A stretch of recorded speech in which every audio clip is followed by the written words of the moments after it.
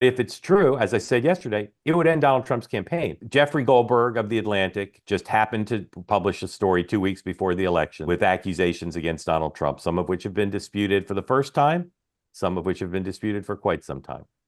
And the point I was making is there's all sorts of things being floated out there. Maybe Jeffrey Goldberg just happened to finish the story 2 weeks before the election. I'm sure Sean will have a point of view about that. I know of one story that's been pitched to a major newspaper and to me, and for all I know, to many others, that I don't believe is true. But if it's true, as I said yesterday, it would end Donald Trump's campaign. Just as if the accusations now thoroughly debunked and attributed by American intelligence to Russia about Tim Walz, if those were true, it would end his campaign.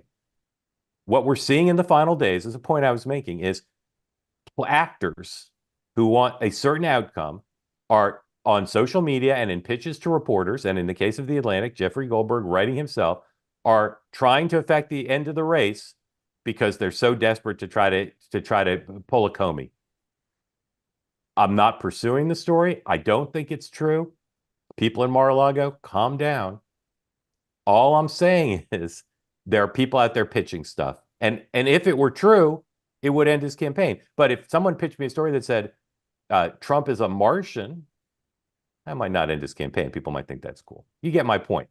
There's stuff like that. So before we move on to early voting, Sean, what would you like to say about this phenomena on both sides of stories being pitched at the end, plagiarism, etc., to try to influence the outcome?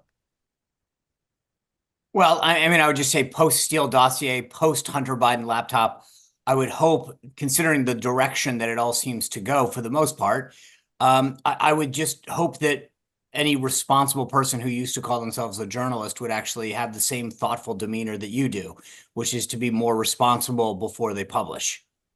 I will say, before the Tim Walz story was debunked, with the accusations of a former student at his school, not his student, before that was debunked, I heard from 6 senior Republicans, including 3 associated with the Trump campaign, asking me if it were true.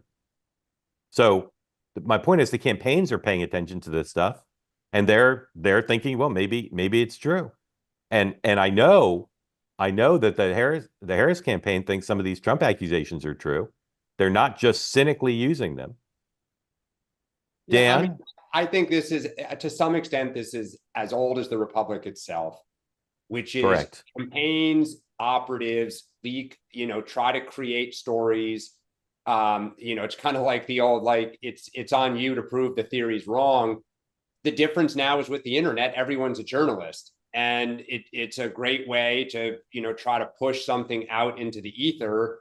And so I think the best thing you can do is, Mark, just as you're doing now, is you try to use your best judgment, and reporters will maybe dig a little bit. And if there's nothing there, they'll move on.